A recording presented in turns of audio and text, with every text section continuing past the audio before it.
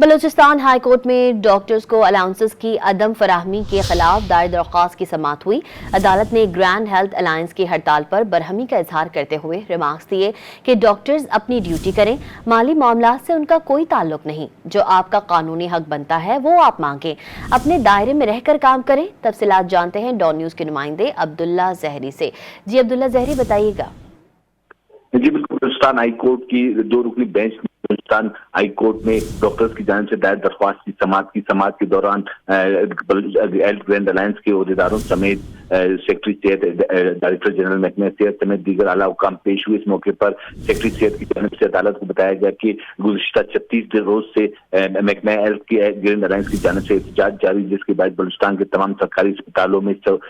جو او پی ڈیز ہے وہ بند ہے، جس پر عدالت نے برہمی کا اظہار کرتے ہوئے ڈاکٹرز کو فوری طور پر اپنے متعلقہ اسٹیشن جانے کی ہدایت کرتے ہوئے کہا کہ مالی معاملات اور دیگر جو امور ہے وہ محکمہ صحت اور دیگر صوبائی حکومت کا کام ہے، جس پر ان کا کوئی عمل دخل نہیں تھا۔ جو ان کی جائے تعینات تھی ان پر